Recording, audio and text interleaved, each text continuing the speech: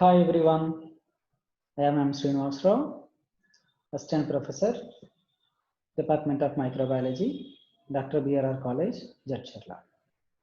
Welcome to today's lesson. Today we will discuss about electron transport chain. Since previous classes, we are discussing about cellular respiration. Cellular respiration.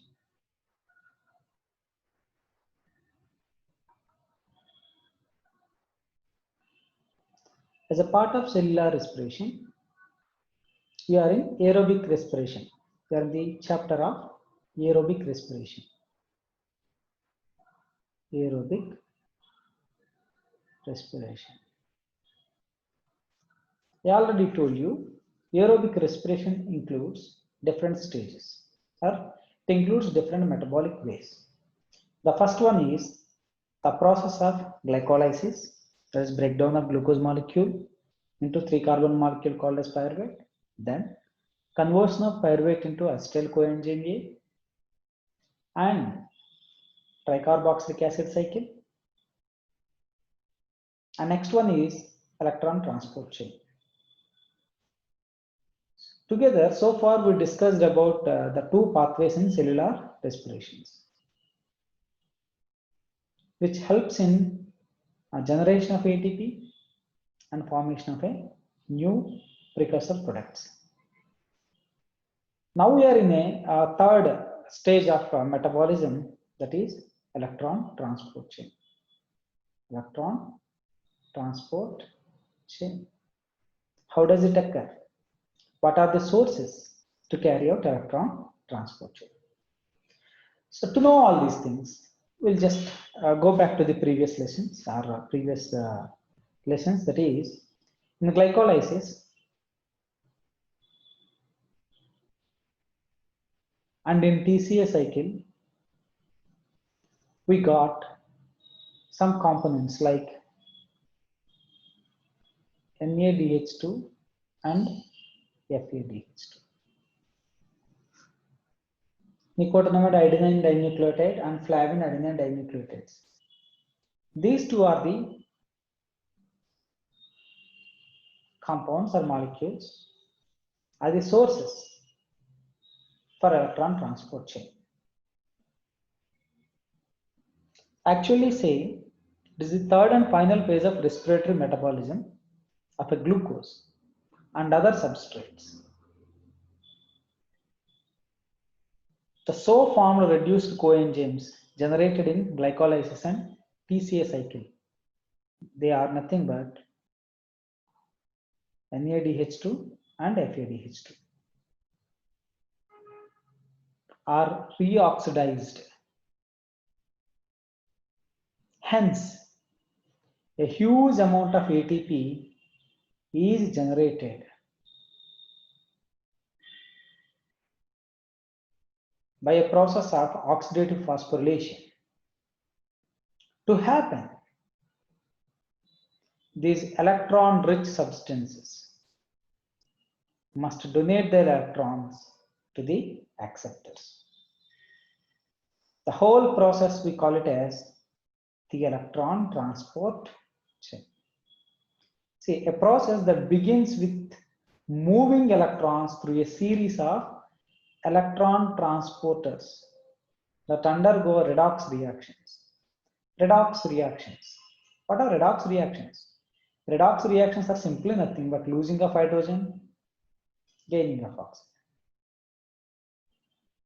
How does it occur? It occurs by losing of a proton molecule and it loses the electrons and again accepts the electrons and gains the proton. The reduction potentials is a balanced state of cellular system where energy will be generated. We talk about electron transport chain in general. In later sections, we'll talk about precisely regarding prokaryotes, especially bacteria. I am discussing about a general concept of electron transport chain usually occurs in eukaryotes. If we get an understanding of eukaryotic electron transport chain, the similar manner we have the electron transport chain of bacteria, prokaryotes. what happens? The electron transport chain causes hydrogen ion accumulation within the matrix space. You all know that. If this is the mitochondrial membrane, and this is the mitochondrial membrane, this is inside and this is outside. This outside, accumulation of hydrogen ion takes place. Therefore, the concentration gradient forms in which hydrogen ions diffuses out of the matrix space by passing through the ATP synthase. It's the next concept. The protons inside, they move out and they make a kind of proton gradient system across the membrane. The proton gradient system across the membrane, it results in, again, the passage, the diffusion of the hydrogen ions outside into the inside through a particular channel called as ATP synthase. It is responsible for formation of ATP. It's an organized mechanism, transportation of protons. Again, the protons are pumping in and they create energy. That energy is used for making of ATP. How does it occur? For example, I'll tell you a small example for your understanding. Here is a man, and here is a man. He is a thrower and he is a receiver. He is a thrower and he is a receiver, and he is throwing some ball, and this fellow will receive this ball. If he throws with a particular speed, and this man must have an ability to catch this particular ball. But when you apply the same case with the electron donors and acceptors, when electron donor donates the electrons, they donates. But if the electron is directly received by the electron acceptor, here, for example, oxygen is the electron acceptor. But when the directly electron hits the oxygen, instead of it is received by the proton and to form H2O, and it hits the oxygen and it breaks down into free radicals. The oxidation takes place, and here a free radical forms, and these free radicals damage the cellular system. There is a threat. Means with the high redox potentials are highly energized, electrons are there, they cannot directly comes to the oxygen. Hence, to reduce the redox potentials, electron volt, what happens here? The electron transport carries in different series of electron carriers. The electron will come to this particular carrier from here to here, from here to here, here to here, here to here, and the energy will be balanced in such a way that it received by the oxygen comfortably and it combined with hydrogen ion and to form water. Means there must be a comfortable redox potential should be present where oxygen will receive the hydrogen ion and to form the water. So that's why the electron transport is a series of redox reactions that resembles a relay race. As we have relay race, in 400 meter relay, we can see 4 people per 100 meters. A relay baton will be given to one after another. And in the bucket bridge, the electrons are passed rapidly from one component to the next. To the end point, the chain where the electron reduced molecule, oxygen producing water. It's like a relay baton giving one to another and ending up the particular process. So one of the interesting and very organized way of transportation of the electrons from donor to the acceptor. And in this particular situation, when an electron donor donates the electron, you know that the electron donates, the removal of the electron at the same time, proton also be removed. The released proton will move out of the inner mitochondrial matrix to the outer space through the membrane. The electron transport chain present multiple copies in inner mitochondrial membrane of the eukaryotes, and if it is in prokaryote, it present in the plasma membrane. Class membrane. There is not only one system. For example,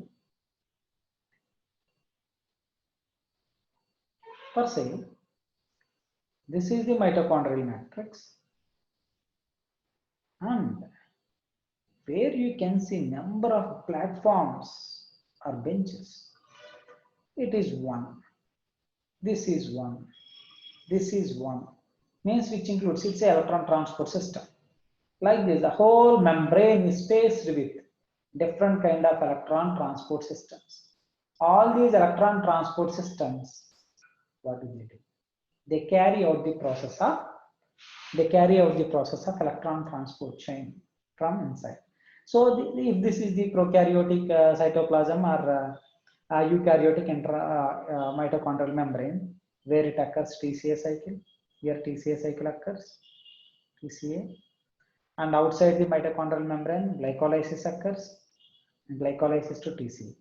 But whereas in prokaryotes, both occurs in the cytoplasm, TCA and glycolysis, and so formed NADH2 and FADH2 molecules. They participate in electron transport chain, and serially they carry out the electrons.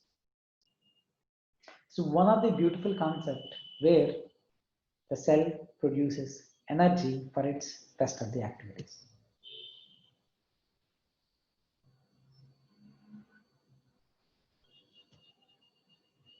And when you look up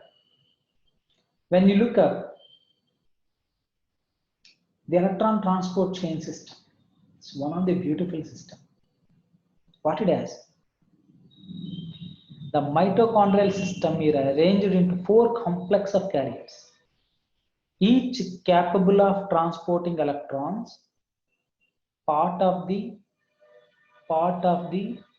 way to oxygen.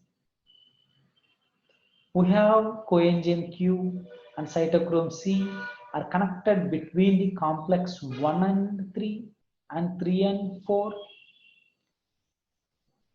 And these carriers in the electron transport chain participates in series of reactions with increasing reduction potential difference between that of primary electron donor and the terminal electron acceptor from NADH2 or FADH2 to oxygen. Meanwhile, in midst, you have flavoproteins, iron sulfur proteins, and they transfer hydrogen from NADH2 to coenzyme Q. And electrons from coenzyme Q reduced in a series of cytochromes usually transported across the membranes.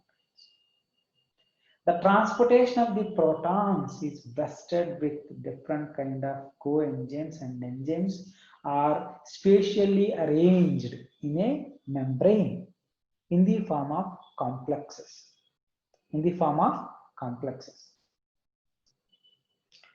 When you notice and observe the electron transport chain system, we can observe 4 complexes. Complex 1, complex 1, complex 2, and complex 3, and complex 4 with 2 different electron carriers between complex 1 and 2 and 3 and 3 and 4. Now I'll see complex 1. To start the electron transport chain here, this is the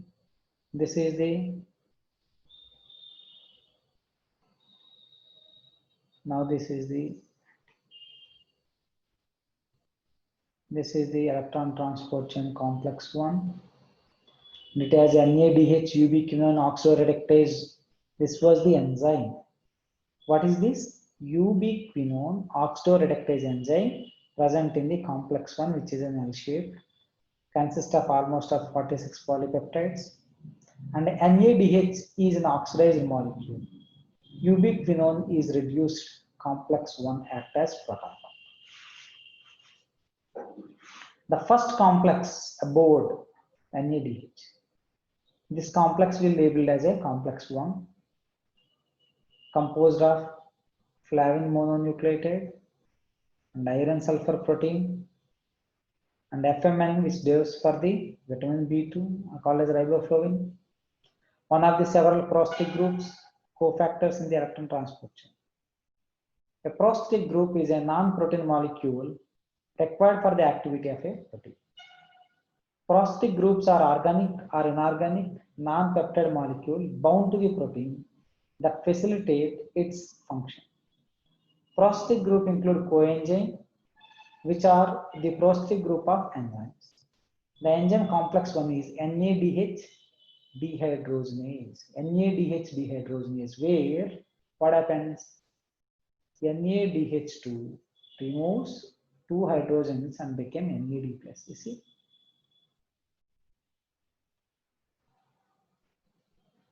What happens? NADH2 turns to NAD plus.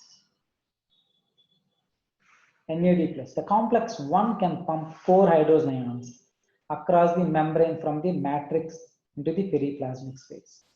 They pump almost all 4 protons.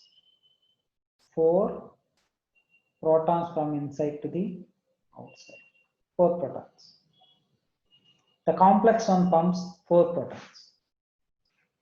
And it is the way that hydrogen ion gradient is established and maintained between the two compartments separated by inner mitochondrial membrane.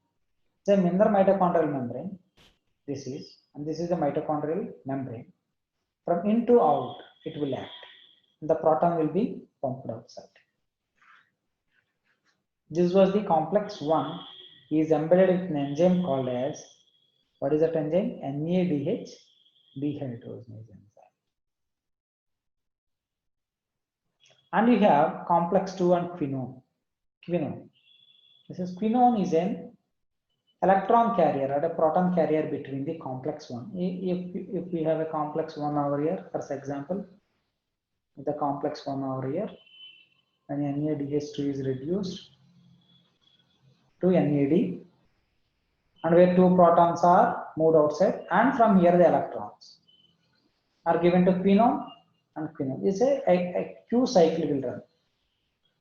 And the complex 2 is merged in the membrane and receives the FADH2 from succinate when there is a conversion of succinate to fumarate and tricarboxylic acid cycle, which does not pass through complex. The compound connected the first and second complexes to the third is a ubiquinone. The quinone molecule, which is connected between complex 1 and complex 2. The Q molecule is a lipid soluble and freely moves through the hydrophobic core of the membrane. We need to remember one point is that this membrane is a hydrophobic in nature. Because the quinone molecule is a lipid soluble, so it freely moves in the hydrophobic core of the membrane. So hence, it can easily receive the proton and electrons from the complexes and can transfer across the membrane once it is reduced to QH2. Ubiquinone deliver its electrons to the next complex in the electron transport chain. The Q receives the electron derived from NADH2 from complex 1 and derived from FADH2 from complex 2, including succinate dehydrogenase. This enzyme and FADH2 forms a small complex that delivers electron directly to the electron transport chain by bypassing the first complex. Sometimes what happens is, when the complex 1 involves, the complex 2 remains calm. When complex 2 involves, the complex 1 remains calm. Since these electrons bypasses, thus does not engage in the portion proton pump for the first complex. Fewer ATP molecules are made from the FADH2. And when you see only 2 ATP, 2 NADH2 molecules, means only 2 from complex 2, only 2 protons are pumped outside. Whereas in complex 1, there are 4 protons pumped outside, whereas in complex 2, only 2 protons are pumped outside of the mitochondrial membrane. When proton 1 functions, proton 2 remain silent or calm, and this complex 2 functions and complex 1 remains calm and silent. This will happen in the complex 2 and quinone.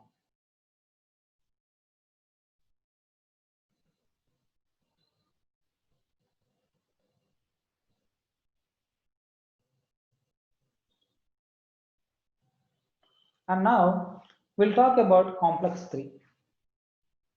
Complex 3. Complex 3 is an cytochrome molecule. Here, the third complex composed of cytochrome B. Another one is FES protein, ferrous sulfur protein.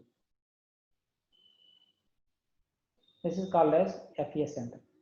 That's cytochrome C protein. This complex is also called as cytochrome oxidase reductase enzyme. The enzyme involved with the complex 3 is cytochrome oxidase reductase. Now, the cytochrome proteins have a prosthetic group of heme. The heme molecule is similar to the heme of hemoglobin. It carries electrons, not oxygen.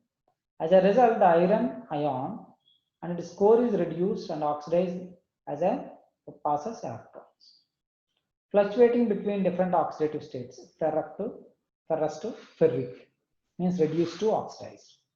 The heme molecule in the cytochrome has slightly different characteristics due to the effect of different proteins binding with them, giving slightly different characteristics to each complex.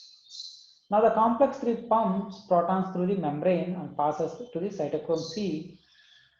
And when you see here, under the quinone, and the protons will be pumped quinone, and it will be given to cytochrome C. For transport, the fourth complex and the proteins to the next carriers. Now, the protons are pumped. 2 protons are being pumped outside of the, and here 2 plus 2 here, from here, there are 4 protons are pumped outside.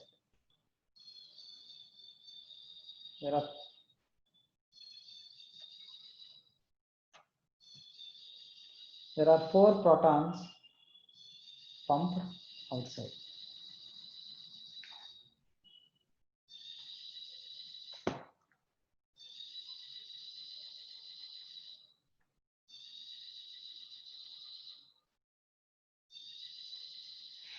These are the 4 protons. And there is another complex, that is complex 4. The complex 4 is composed of cytochrome protein C and A and A3. And you have C, cytochrome C, and A and A3. This complex contains 2 heme groups and 3 copper ions.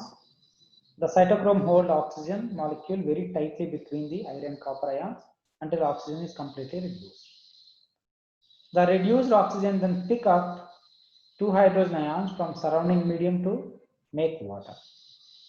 It pick up 2 hydrogen ions from surrounding medium and to make water. The removal of hydrogen ions from system contribute to the ion gradient using the process of chemiosmosis. Now here, the proton taken up by the oxygen and converted to the water. Now here we can see a series of transportation of electrons through the complexes, and the redox potentials, the redox energy from plus 0.8 to minus 3.2 volt, from minus 3.2 to plus 8.2. And here there is a transportation of the electrons takes place across the membrane.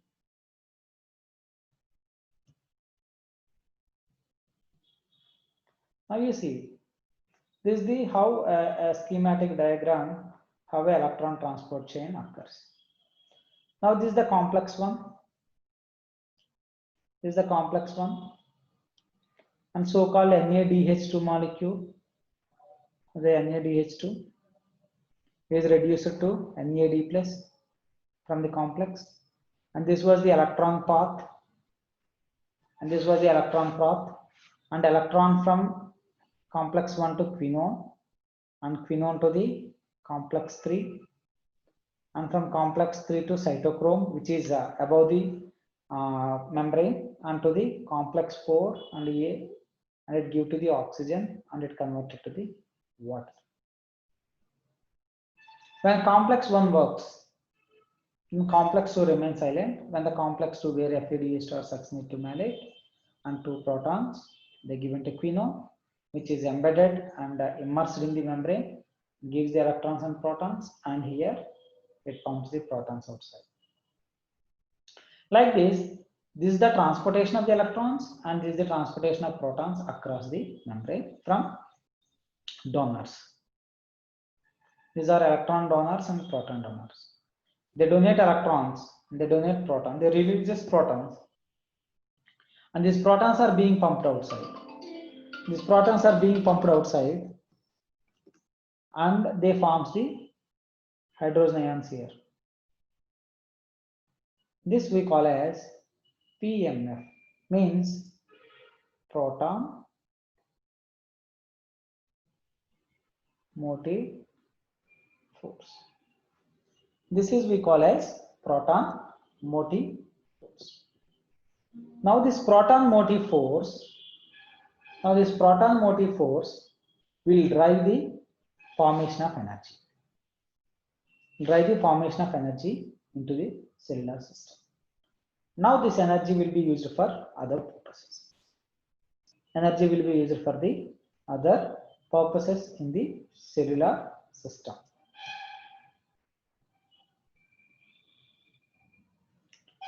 And next process after electron transport chain is chemiosmosis. Chemiosmosis process. This is the briefing of electron transport chain. What happens? As we see through the complexes, from complex 1, 2, 3, and 4, and we generate protons, and where oxygen is a dangerous molecule in the cellular system which forms free radicals and is a very good oxidizing agent. They react with the cellular system and damages the cell membrane. Hence, oxygen immediately must convert it to non-toxic form, that is into water. For that it requires protons to combine. For protons to combine each other, it needs an energy that will be given by the electrons. So it is possible through electron transport chain. Now in this particular respiration, now this oxygen is acting as a terminal electron acceptor, which are donated by the NaDH2 and FaDH2, and it is accepting the electrons from these electron donors and becoming and forming the water. Hence, the oxygen is involved in the receiving of electrons. So this respiration we call as aerobic respiration. Aerobic respiration. What it includes? It includes mainly 3 processes: glycolysis, tricarboxylic cycle, and electron transport chain. These three are the main processes in aerobic respirations, where they have given proton motive force. In next session, we'll discuss about chemiosmosis, how this proton motive force turned to ATP. And what are the enzymes? What are the systems are involved for the process of ATP? And also we'll discuss about the equations for 1 molecule of glucose, how many ATPs are generated. We'll discuss in next session.